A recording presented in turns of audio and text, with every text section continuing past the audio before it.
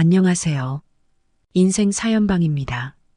오늘은 삶의 의미를 잃어버린 최순임님의 사연을 들려드리겠습니다. 저는 최수님, 올해로 91살, 100살을 내다보는 인생을 살아온 사람입니다. 지금은 시골 요양병원에서 10년 넘게 갇힌 생활을 하고 있어요.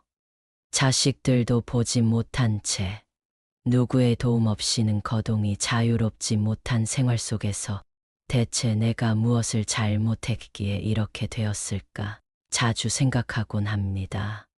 하지만 인생이란 것이 그렇게 단순하지 않죠. 지금부터 제 이야기를 들려드릴게요. 저는 첫째 딸과 아들 셋을 둔 어머니입니다. 막내가 겨우 5살이었을 때 우리는 충청도 홍성에서 서울로 올라왔어요. 그때가 언제였더라? 아마도 1970년대 초였을 겁니다. 우리는 정말 아무것도 가진 게 없었어요. 방 한 칸짜리 얻을 수 있는 돈으로 시작을 했지요. 서울 생활은 정말이지 만만치 않았어요. 우리는 좁디 좁은 단칸방에 6식구가 옹기종기 모여 살았죠. 좁디 좁은 방에서 6명이 이불 몇 개로 서로의 체온을 나누며 잠을 잤습니다. 가끔씩 아이들이 감기에 걸리기라도 하면 약값이 없어서 어찌할 바를 몰랐어요. 그럴 때마다 눈물이 나도 아이들 앞에서는 절대 울지 않았습니다. 엄마는 강하니까 괜찮아. 그렇게 말하며 꾹 참았죠. 남편은 미장 기술자로 공사판에서 일을 했습니다. 하지만 그 일이 쉽지가 않았어요. 먼지투성이 공사판에서 일하면서도 남편은 늘 씩씩하게 일어나 일을 나갔습니다. 나는 인형 공장에서 일을 했어요. 아침 일찍부터 밤늦게까지 인형 눈을 붙이고 옷을 꿰매며 저마다 다른 표정을 짓는 인형들을 보며 생각했죠. 내 아이들도 저 인형들처럼 저마다 다른 꿈을 꿀 수 있을까?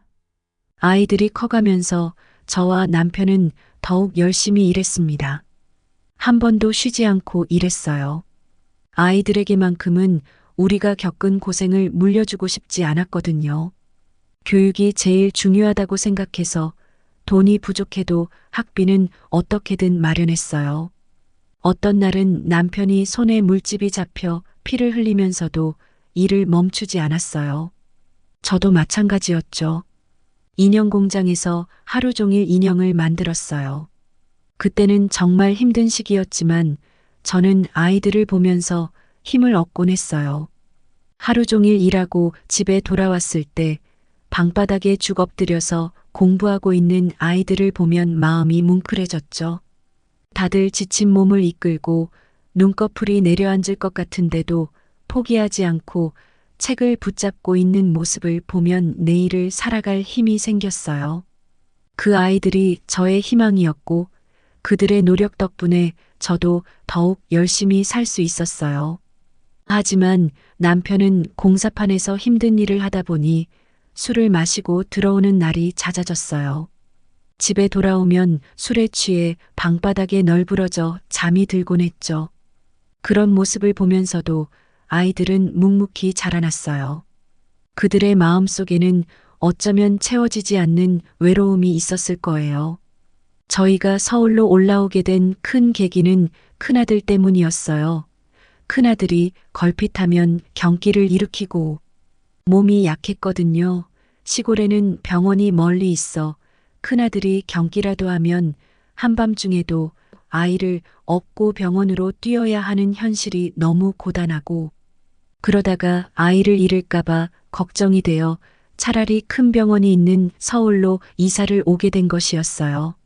하지만 결국 큰아들은 소아마비라는 진단을 받고 다리 한쪽을 절면서 걷게 되었어요. 그러다 보니 우리 가족의 모든 중심은 자연스럽게 큰아들을 중심으로 흘러가도록 제가 만들었던 것 같아요. 큰아들의 소아마비는 우리 가족에게 있어 큰 시련이었지만 어릴 때부터 자연스럽게 큰아들을 위해 희생하고 배려하는 법을 배워갔죠.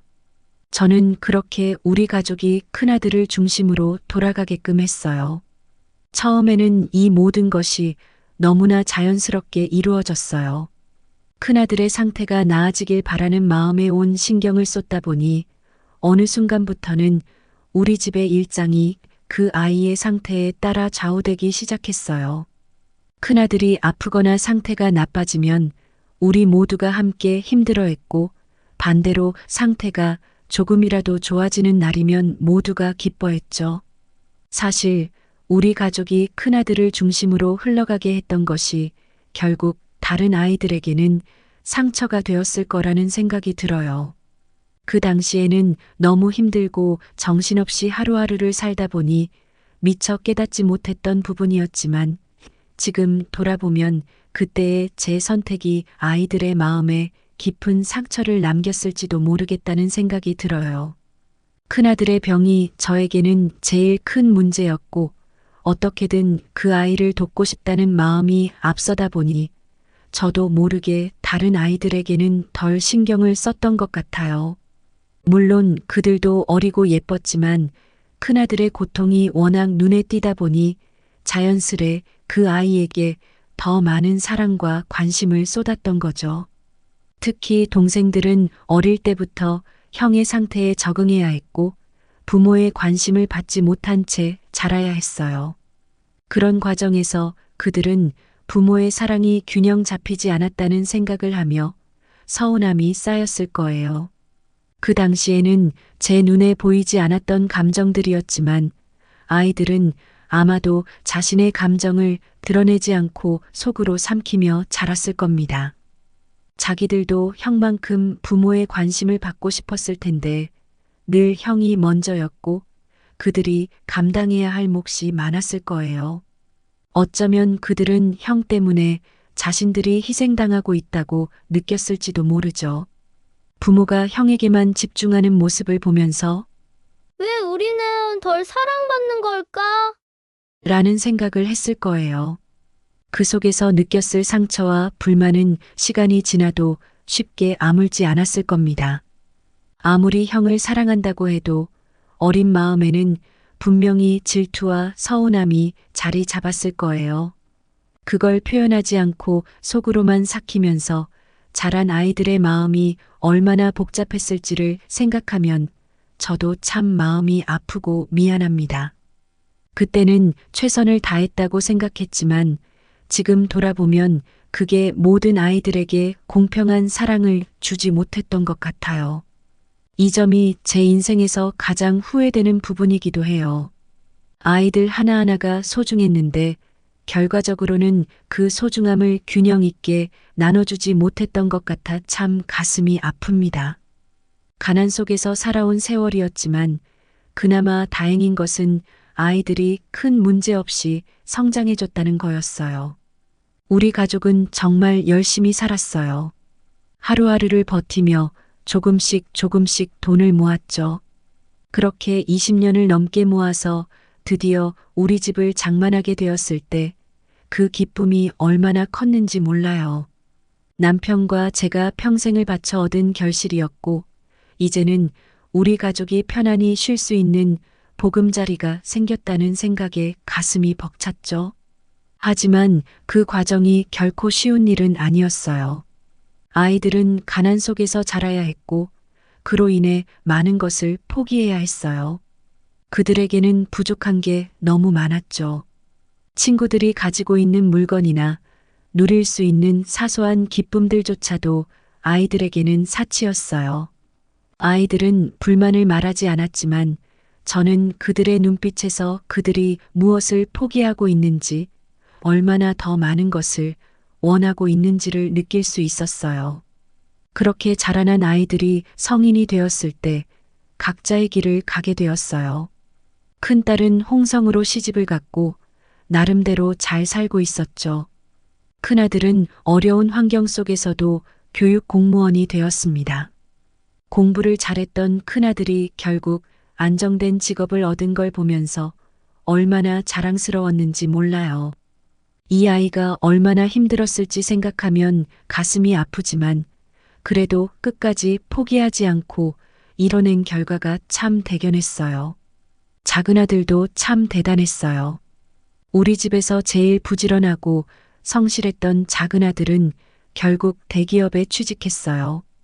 그 당시 대기업에 들어간다는 것은 정말 큰 일이었거든요. 온 가족이 작은 아들 덕분에 조금씩 나아질 수 있다는 희망을 가졌어요. 막내 아들은 공부보다는 예술 쪽에 더 관심이 많아서 자신의 꿈을 이루기 위해 노력 중이었죠. 물론 아직 확고한 직업을 잡지는 못했지만 그럼에도 불구하고 자신의 길을 찾기 위해 노력하는 모습을 보면서 이 아이도 잘 될 거라고 믿었어요. 막내 아들 역시 자신만의 길을 찾는 과정에서 많은 어려움을 겪고 있었지만 다른 형제들처럼 그 어려움을 이겨내고 결국엔 자신만의 자리를 잡을 거라고 생각했어요. 그렇게 아이들이 하나둘씩 자리를 잡아가는 모습을 보면서 저는 참으로 다행스럽고 기뻤어요. 우리가 겪은 고생이 헛되지 않았다는 생각이 들었죠. 힘든 과정 속에서도 내 가족끼리 있을 때는 큰 갈등이 없었어요. 다들 어려운 상황 속에서 서로 의지하며 살았기 때문에 비록 힘들었지만 가족이란 울타리 안에서는 큰 문제가 없다고 생각했죠. 하지만 진짜 갈등과 고난의 시작은 지금부터였어요. 특히 둘째 아들이 애인을 데리고 와서 결혼하고 싶다고 했을 때 그때부터 모든 것이 복잡해지기 시작했어요. 둘째 아들이 여자친구를 집에 데려왔을 때 저는 처음부터 마음에 들지 않았어요. 아직 아들의 나이가 20대 후반이었고 큰아들도 결혼을 안 한 상태였으니 형이 먼저 결혼을 하고 그 다음에 하라고 했죠. 가족의 순서가 있고 큰아들이 우리 가족의 중심이었으니 형이 먼저 가정을 이루는 게 맞다고 생각했어요. 게다가 큰아들은 어린 시절부터 많은 고생을 했고 누구보다도 안정되고 행복한 가정을 이룰 자격이 있다고 생각했으니까요. 그런데 둘째 아들은 그런 제 말을 듣지 않고 그 여자와 함께 동거에 들어가겠다고 했어요. 그 소식을 들었을 때 제 마음은 무너지는 것 같았어요. 왜 내 말을 듣지 않는지, 왜 가족의 질서를 무시하는지 이해할 수 없었죠. 그래서 둘째 아들이 이런 결정을 했을 때 저는 그에게 서운한 감정을 느낄 수밖에 없었어요. 왜 형을 먼저 생각하지 못했을까? 라는 생각이 머릿속을 떠나지 않았어요. 그리고 그 여자 둘째 아들의 애인도 마음에 들지 않았어요. 처음 봤을 때부터 뭔가 마음에 걸렸어요. 제가 기대하던 며느리의 모습과는 달랐어요. 가난한 환경 속에서 어렵게 자란 아들들이지만 그럼에도 불구하고 올바른 길을 가고 있는데 그 여자애가 망쳐놓는 것 같았어요. 그래서 너희들 결정이니 알아서 하라고 관심을 갖지 않았어요. 그때부터 제 마음속에는 불안과 서운함이 자리 잡기 시작했어요. 우리 가족이 이렇게 흔들리는 것이 다 둘째 아들의 잘못처럼 느껴졌어요. 가족의 질서를 지키지 않고 자기 마음대로 행동하는 것 같았어요. 그게 저를 더욱 힘들게 했어요. 그래서 저는 마음속으로 그저 아프고 서운해하며 이 상황을 받아들이려고 애썼어요. 결국 저는 그저 바라보는 수밖에 없었어요. 둘째 아들이 선택한 길을 존중해야 한다고 스스로를 다독였지만 마음 한편으로는 여전히 불안하고 서운한 감정이 가라앉지 않았어요. 둘째 아들과 그의 여자애가 결혼식도 하지 않은 채 함께 살고 있었는데 어느 날 갑자기 그 여자가 아이를 가졌다고 하더군요. 그 소식을 들었을 때 제 마음은 참으로 복잡했어요. 결혼식도 없이 사는 것도 마음에 들지 않았는데 이제는 아이까지 가졌다고 하니 대체 어떻게 받아들여야 할지 모르겠더군요. 솔직히 말해서 제 마음은 여전히 열리지 않았어요. 그 여자가 밝고 씩씩하게 지내고는 있었지만 어딘가 철이 없는 것처럼 느껴졌거든요. 늘 웃으며 실실거리고 내거리며 살갑게 대했지만 저는 쉽게 마음을 열 수가 없었어요. 아이를 가졌다는 소식을 듣고 나서 저는 마음속으로 이건 저희들 일이니 알아서 하겠지라고 생각했어요. 하지만 그게 끝이 아니었어요. 어느 날 둘째 아들과 그 여자가 제게 찾아와 부탁을 하더군요.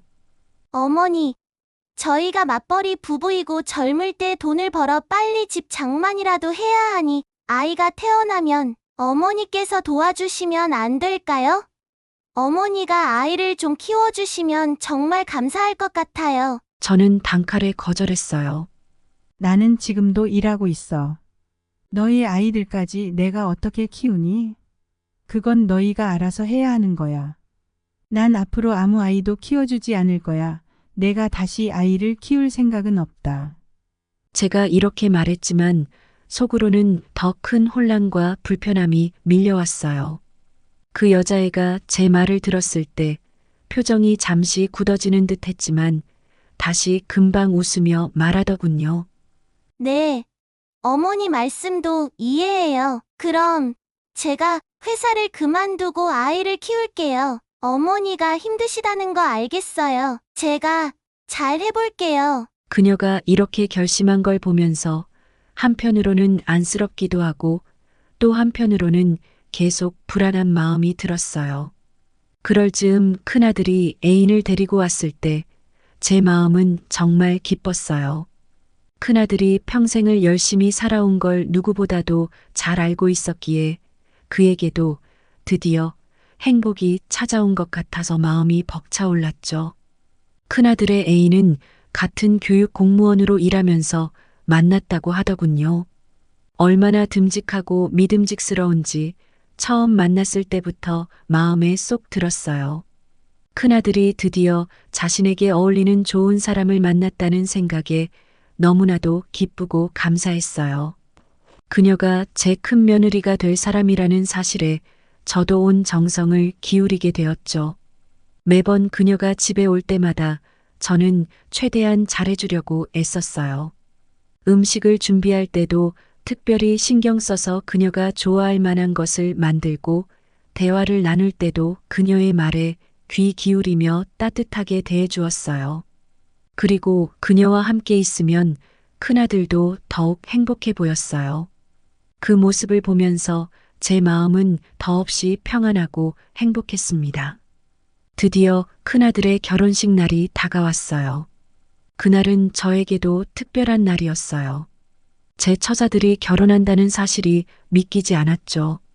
결혼식 당일 그녀가 웨딩드레스를 입고 등장했을 때 저는 감동을 받아 눈물이 날 뻔했어요. 정말 아름답고 고귀해 보였거든요. 큰아들은 그런 그녀의 손을 잡고 행복한 표정으로 입장했죠. 그 모습을 보면서 제 마음은 너무나도 따뜻해졌어요. 결혼식이 무사히 끝나고 이제는 우리 가족이 더 큰 행복을 누릴 수 있을 것 같다는 생각이 들었어요. 큰아들이 드디어 자신만의 가정을 이루었고 그와 함께할 좋은 사람을 만났다는 사실이 너무나도 고마웠어요. 그러는 과정에서 둘째는 딸을 낳았어요. 손녀가 태어났다는 소식을 들었을 때 처음에는 복잡한 감정이 들었지만 막상 아기가 태어나고 나니 그 작은 생명이 너무나 소중하게 느껴졌어요. 손녀를 처음 품에 안았을 때의 따뜻함은 정말 말로 다 표현할 수 없을 만큼 감동적이었어요. 아이는 참 예쁘고 사랑스러웠어요. 그래서 조금씩 마음을 열기 시작했죠. 비록 시작은 조금 어긋났지만 이제는 이 아이와 함께 새로운 가족의 일원으로 받아들여야겠다는 생각이 들었어요. 그리고 이어서 둘째 아들도 결혼식을 올리게 되었어요. 결혼식 날 둘째 며느리가 하염없이 울더군요. 하얀 웨딩드레스를 입고 눈물을 참지 못하는 그녀를 보면서 제 마음도 덩달아 무거워졌어요. 그 모습을 보니 문득 이 모든 상황이 제 탓 같다는 생각이 들었어요. 아이를 먼저 낳고 결혼식을 뒤늦게 올리게 한 것이 그동안 얼마나 그녀를 힘들게 했을지, 얼마나 속상했을지를 생각하니 미안함이 가슴을 찔렀어요. 그동안 마음을 완전히 열지 못했던 것도 그녀에게 상처가 되었을까봐 걱정이 되었죠. 그녀가 그렇게 울고 있는 모습을 보면서 저는 차마 다가가 위로의 말을 건넬 수 없었어요. 그냥 멀리서 지켜보며 제 마음속으로 미안하다라는 말만 되뇌었죠. 결혼식은 아름답게 진행되었지만 그녀의 눈물이 계속 마음에 남았어요. 어쩌면 제가 좀 더 따뜻하게 받아들였더라면, 어쩌면 제가 좀 더 이해하고 그녀의 입장을 생각해줬더라면 그녀가 이렇게까지 힘들어하지 않았을 거라는 생각이 들었어요. 큰 며느리가 돌변한 것은 결혼 후 6개월도 안 되었을 때였어요. 처음에는 참 예쁘고 다정한 아이였는데 결혼 후 얼마 지나지 않아 모든 게 달라졌어요. 한 달이 멀다 하고 아들과 싸우고는 저에게 찾아와 이혼하겠다고 소리치며 대들었어요. 어머니, 아들을 왜 저렇게 키우셨어요? 도저히 못 살겠어요? 하며 저를 몰아세우는데 그때마다 가슴이 철렁 내려앉는 것 같았어요. 처음에는 그저 둘 사이의 갈등을 잘 풀어주려고 애썼어요. 서로 이해하고 양보하며 살아야지. 결혼이란 게 원래 쉬운 게 아니란다. 라고 달래기도 했죠. 하지만 큰 며느리는 저의 이런 말도 들으려 하지 않았어요. 오히려 도장을 가지고 와서 이혼 서류를 내밀며 이혼시켜달라고 강하게 요구했어요. 그때마다 저는 참 난감하고 속상했어요. 어떻게든 둘 사이를 중재해 보려고 했지만 큰 며느리의 태도는 점점 더 날카로워졌어요. 그녀는 저를 향해 서슴없이 막말을 쏟아냈어요. 내가 병신 같은 자식을 구원해줬으면 집이라도 사줘야 하는 거 아니에요? 해준 게 도대체 뭐가 있어요? 라고 말할 때마다 가슴이 찢어지는 것 같았어요. 그 말을 들으면서도 저는 그저 참을 수밖에 없었어요. 어떻게든 싸움을 멈추게 하고 가정을 지키려고 했죠. 하지만 그녀는 저를 괴롭히는 것을 멈추지 않았어요. 그녀의 막말과 대드는 태도에 마음이 너무 아팠어요. 그 아이를 처음 봤을 때의 따뜻함은 어디로 갔는지 그저 모질고 차가운 말들만 남아 있었어요. 어머니, 아들 키운 방식이 잘못된 거 아니에요? 라고 대들 때마다 저는 제 자식이 그렇게 큰 잘못을 했는지 스스로를 돌아보면서 큰아들을 위해서 어떻게든 그녀를 달래려 애썼어요. 아들 가족이 무너지는 것을 보고 싶지 않았거든요. 그러던 중 큰 며느리가 임신을 하게 되었어요. 아이가 태어나면 집안에 얼마나 큰 변화가 올지 예상하면서도 큰 손주가 생긴다는 생각에 마음 한편이 설레기도 했죠. 어느 날 큰 며느리가 저에게 와서 당연하다는 듯이 말하더군요. 어머니, 아기가 태어나면 어머니가 봐주셔야죠. 어머니도 아시잖아요. 저는 일을 그만둘 수 없어요. 그녀의 말투는 마치 제가 당연히 그럴 의무가 있는 것처럼 들렸어요. 처음에는 그 말이 조금 섭섭했지만 그래도 큰아들의 가정을 위해 제가 할 수 있는 최선이라고 생각해서 결국 허락했죠. 그래, 내가 아기를 봐줄게. 내가 일에 전념할 수 있도록 도와줄 테니까 걱정 말아라. 그렇게 말하면서 마음을 다잡았어요. 그때 둘째 며느리도 둘째를 임신하게 되었지요. 저는 둘째 며느리에게 미안한 마음이 들어서 아이를 같이 봐준다고 했더니 둘째 며느리는 사양을 하더군요. 저는 이미 큰 아이를 보고 있으니 둘째를 낳아도 제가 볼 거예요. 하면서 거절을 했어요. 둘째 며느리가 처음에 아이를 부탁했을 때 매몰차게 거절을 했는데 큰 며느리 아이는 두말 않고 봐준다고 한 것이 내심 미안했거든요. 그 말의 순간 가슴이 뭉클해졌어요. 작은 며느리가 이렇게 성숙하게 생각하고 있다는 게 대견하기도 하고 한편으로는 미안하기도 했어요. 그렇게 해서 육아가 시작되었어요. 매일 아침이면 큰아들 부부가 아기를 데리고 오고 저는 그 아이를 품에 안고 하루를 시작했죠. 손녀는 너무나도 예쁘고 사랑스러웠지만 육아가 얼마나 힘든 일인지는 몸으로 다시 느끼게 되었어요. 하루 종일 아기 울음소리에 정신이 없었고 밤이 되면 기진맥진한 상태로 침대에 쓰러지기 일쑤였어요. 큰 며느리는 매일같이 출근했다. 퇴근 후에 집에 돌아오면 피곤한 얼굴로 가끔 저에게 잔소리를 했어요. 어머니, 오늘 아기 밥은 잘 먹었나요? 미리 씻겨놓으시면 좋은데. 집에 가서 씻기려면 힘들어서요. 그리고 퇴근하면 아이 데리러 오면서 저녁까지 먹고 가면서 뭐가 힘들다는 건지 한숨이 나왔어요.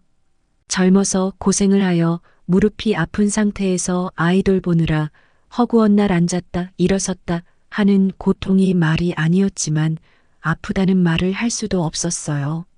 큰 며느리가 연년생으로 또 딸을 낳았을 때 제 마음속에서는 기쁨보다는 걱정이 먼저 앞섰어요. 한 명의 손녀를 키우는 것도 결코 쉬운 일이 아니었는데 이제 2명을 돌봐야 한다니 그 부담감이 얼마나 컸는지 이루 말할 수 없었어요.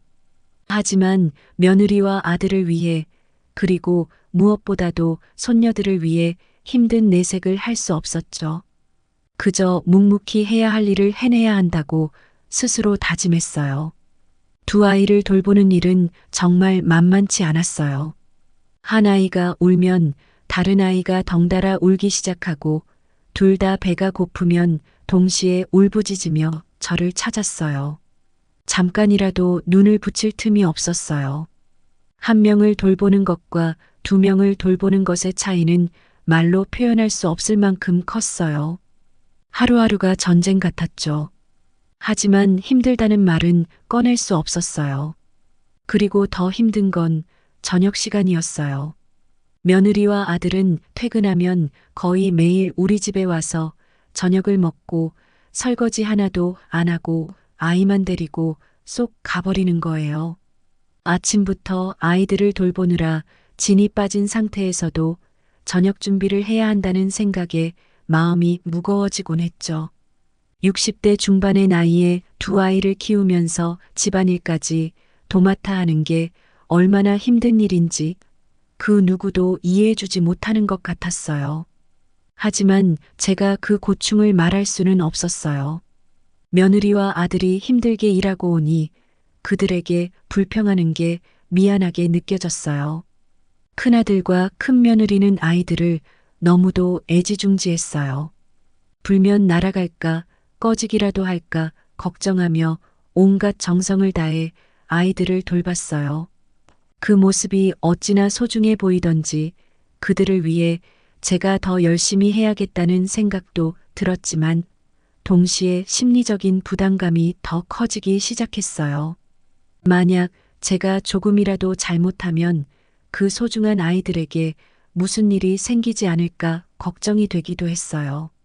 아이들이 아플까봐 혹시라도 제가 잘못해서 무슨 일이 생기지 않을까 하는 걱정이 날로 커져만 갔어요. 하지만 그 누구에게도 이 마음을 털어놓을 수 없었어요. 그저 제 속으로 삭히며 하루하루를 버텨나가야 했죠.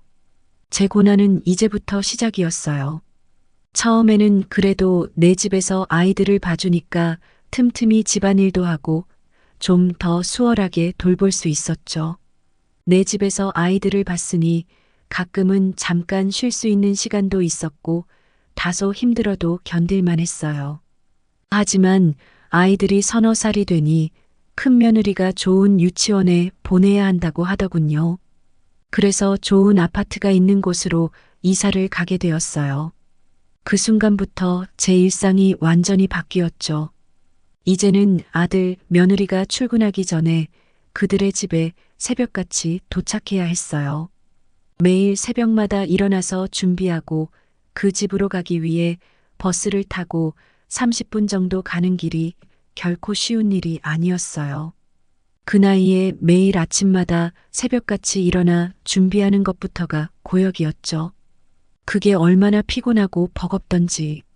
날이 밝기도 전에 집을 나서 어두운 새벽 공기를 마시며 버스를 타고 가면서도 계속 제 자신에게 이게 다 아이들을 위해서. 라고 다짐했어요. 하지만 몸은 점점 더 지쳐가고 마음도 그에 못지않게 무거워졌어요. 특히 겨울철이 되면 그 새벽길이 더없이 추웠고 때로는 버스를 기다리며 손발이 얼어붙는 것 같은 날도 있었어요. 그래도 포기할 수는 없었어요. 아들 부부가 출근해야 하니 제가 가야만 했으니까요. 매일 아침 새벽같이 며느리 집에 도착하면 아직 자고 있는 아이들을 깨워서 준비시키고 어린이집에 보내는 일이 제 하루의 시작이었어요. 아이들이 잠에서 깨어나면 서둘러 아침을 먹이고 옷을 입히고 어린이집에 늦지 않게 데려다 주는 것까지 모두 제가 맡았죠. 하원 시간이 되면 다시 어린이집으로 가서 아이들을 데려오고 큰아들과 큰며느리가 퇴근할 때까지 아이들을 돌보는 것이 제 임무였어요. 아이들이 어린이집에 가고 나면 잠시 숨을 돌릴 수 있을 줄 알았지만 그렇지도 않았어요. 그 시간에는 며느리 집안 청소를 하고 빨래도 하고 저녁 준비도 해야 했죠. 그러면서 하루가 어떻게 지나가는지 모르게 바빴어요. 어느 날 그렇게 정신없이 하루를 보내고 나서 냉장고를 열었는데 요크루트가 있더군요. 그날따라 너무 피곤해서 잠깐 쉬면서 요크루트 하나를 먹었어요. 그런데 다음날 며느리가 저에게 말하더군요. 어머니, 요크루트는 아이들 거예요. 먹지 말아주세요. 그 말을 듣는 순간 마음이 너무 서운하고 속상했어요. 사실 며느리는 아이들이 어린이집에서 점심을 먹고 오는 터라 제가 이 집에서 점심을 먹어야 한다는 사실을 모르는 건지 아는 건지 제 점심에 대하여는 아무 말도 없었어요. 그래서 건너뛸 때도 있고 집에서 갖고 온 믹스커피 두세 잔으로 버틸 때도 있고 정배가 고프면 컵라면으로 때울 때가 많았거든요. 내가 그 집에서 아이들을 돌보고 집안일까지 하면서 이렇게 헌신하는데 요크루트 하나도 마음 편히 먹을 수 없다는 사실이 얼마나 서글펐는지 한동안 그 말을 잊을 수가 없었어요. 이 사실을 아는 것은 오직 남편뿐이었어요. 그래서 가끔 남편이 일이 없는 날엔 김밥을 사다 주기도 했지만 그게 전부였어요. 그 집에서 제가 먹은 것은 정수기에서 나온 물밖에 없었어요. 점점 저를 챙겨줄 여유가 없는 며느리의 태도에 실망감과 서운함이 쌓여갔죠. 그럼에도 불구하고 저는 아이들을 계속해서 봐줄 수밖에 없었어요. 큰아들에 대한 미안함 때문이었어요. 큰아들이 어릴 때부터 힘든 삶을 살았고 소아마비로 고생하며 자랐던 것을 생각하면 어떻게든 도와주고 싶다는 마음이 컸어요. 아무리 힘들어도 아무리 며느리가 날 섭섭하게 해도 큰아들을 위해서라면 저는 참아야 한다고 생각했어요. 그 아이가 이룬 가정이 흔들리지 않도록 그 아이의 삶이 더 이상 고통스럽지 않도록 저는 제 모든 것을 바쳐서라도 도와줘야 한다고 믿었어요. 그렇지만 마음 한편에는 항상 씁쓸함이 남았어요. 내가 이렇게까지 헌신하고 있는데 그 누구도 내 노고를 알아주지 않는다는 생각에 속이 상했죠. 한 번은 정말 힘든 하루를 보내고 문득 지나가는 말로 며느리에게 이렇게 말한 적이 있어요. 요즘은 부모들이 손주를 봐주면 한 사람 월급을 준다고 하더라. 말은 그냥 농담처럼 한 이야기였어요. 하루 종일 손주들을 돌보고 집안일까지 하느라 지친 상태에서 그저 가벼운 마음으로 꺼낸 말이었죠. 하지만 며느리의 반응은 생각지도 못한 것이었어요. 며느리는 제 말을 듣고는 곧바로 대꾸하더군요. 어머니, 자기 새끼를 봐주는데 무슨 돈을 요구해요? 말이 된다고 생각하세요? 저희 월급이 얼마나 된다고요? 공무원 월급 제 꼬리만큼 타는 거 아시잖아요. 그 말을 듣는 순간 저는 할 말을 잃었어요. 그저 순간적으로 웃어넘기려고 했던 말이었는데 며느리가 그렇게 차갑게 받아들이니까 가슴이 철렁 내려앉는 것 같았어요. 물론 돈을 바라고 아이들을 돌보는 건 아니었지만 그 말투와 태도가 너무 서운했어요. 그리고 아이들이 놀다가 다치기라도 하는 날이면 상황은 더욱 심각해졌어요. 한 번은 손녀가 집에서 놀다가 넘어져서 무릎에 상처가 났어요. 별일 아닌 것처럼 보였지만 아들 부부가 돌아올 때까지 마음이 조마조마했어요. 아들 부부가 집에 도착하자마자 아이의 상처를 보더니 며느리가 당황한 얼굴로 저를 쳐다보며 말했어요. 어머니, 도대체 아이를 어떻게 봤길래 이런 일이 생겨요? 조금만 더 신경 써주시면 안 돼요? 아이가 이렇게 다칠 때까지 어머니는 뭐 하셨어요? 아이고, 우리 아기 얼마나 아팠니? 엄마가 미안해. 그 말에 이어 아들도 걱정스러운 얼굴로 제게 한마디를 했죠. 엄마, 아이들 좀 더 주의 깊게 봐주세요. 이러다가 크게 다치면 어떻게 해요? 그 순간 저는 마치 죄인이 된 것 같았어요. 아이가 다친 건 정말 우연한 사고였고 저는 정말 최선을 다해 아이들을 돌보고 있었는데도 그들의 눈에는 제가 부족해 보였던 거죠. 그들의 말을 들으면서 죄책감과 서운함이 몰려왔어요. 내가 뭘 잘못했나? 내가 더 잘했어야 했나? 라는 생각이 머리를 떠나지 않았어요. 그런 상황이 있을 때마다 저는 더욱 위축되었어요. 너무나 힘들었던 생활이 드디어 7년 만에 막을 내렸어요. 그러던 어느 날 겨울 시장에 갔다가 빙판에 넘어져 크게 다치고 말았어요. 골반이 바스러져 인공으로 넣는 대수술을 해야 했지요. 수술 후 저는 1년 가까이 병원 신세를 지게 되었어요. 그동안의 고단한 삶에서 벗어날 수 있을까 했지만 오히려 육체적인 고통과 심리적인 무게가 더욱 커졌어요. 병원에 누워 있는 동안 저는 많은 생각을 했어요. 그동안 제가 어떻게 살아왔는지, 얼마나 힘들었는지를 돌아보게 되었죠. 하루하루 손주들을 돌보며 보냈던 지난 7년간의 시간들이 마치 꿈처럼 느껴졌어요. 하지만 그 꿈은 달콤한 것이 아니라 고통과 희생으로 가득 찬 악몽 같았어요. 그동안 참아왔던 고통들이 한꺼번에 밀려왔고 그동안 느껴왔던 외로움과 상처들이 더 깊이 파고들었어요. 육아에서 벗어났다는 안도감도 잠시, 저는 그저 끝없이 참고 살아야 하는 현실이 너무나도 고통스러웠어요. 이제는 더 이상 손주들을 돌보지 않아도 된다는 사실이 한편으로는 저를 자유롭게 해주었지만 동시에 제 인생이 무엇을 위해 이렇게 희생되어 왔는지에 대한 허무함이 밀려왔어요. 그동안의 고단한 삶에서 벗어나고 싶었지만 그 방법을 찾을 수가 없었어요. 병원 침대에 누워 있으며 다시금 그 모든 고통들이 제 마음을 짓눌렀어요.